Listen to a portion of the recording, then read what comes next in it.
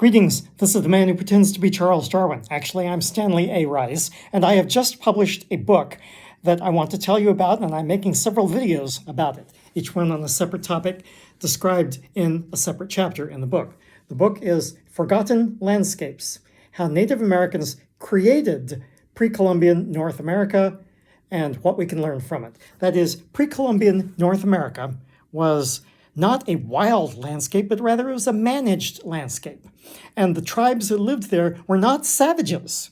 They had agriculture and they had irrigation. Some of them, of course, did not, but most of them had some kind of agriculture, and they lived in cities. There was a trading network among large cities. You can see all of this described in chapter 1 of my book.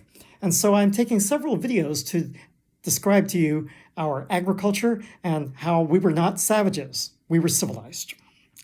And another thing is that we weren't dirty either. So the idea of us being dirty savages is wrong in almost every possible way. Now, European cities, what they did was they just dumped their wastes right into the middle of the street, into the gutter, and so whoever was walking along the street could not help but walk through human wastes. And the garbage piled up, and the way they processed their garbage was to let pigs eat it. And let me give you an example from a book by E.J. Burford called London, the Sinful City. And he has a quote from a report in the 15th century. And this is what it says. And I'll just read a short part of it. The common privy at Ludgate, that is the open public restroom, the common privy at Ludgate is defective and perilous, and the ordure thereof rotteth the stone wall, and maketh an horrible stench, and a foul sight. Well, I don't need to go on and read more to you because it's more of the same sort of thing. But that was not what Native American villages and cities were like. We know that because if they were dirty, then they would have bred diseases. And we don't have any record of pre-Columbian diseases spreading among Native American cities. And also, we know direct from observation that the Cherokees, for example, would deposit their wastes outside of the city or the village. I want to tell you about something that was observed and by William Bartram. I'm having a hard time picking this book up right here because it's a very big book, but it's his record of travels that he took primarily in Cherokee territory about the year 1776. And he described, among other things, the Cherokee Green Corn Festival.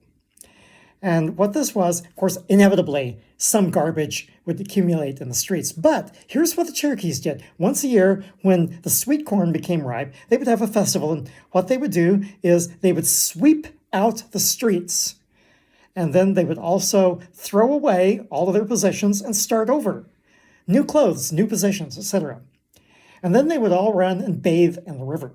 Now, this is not dirty people. This was clean people.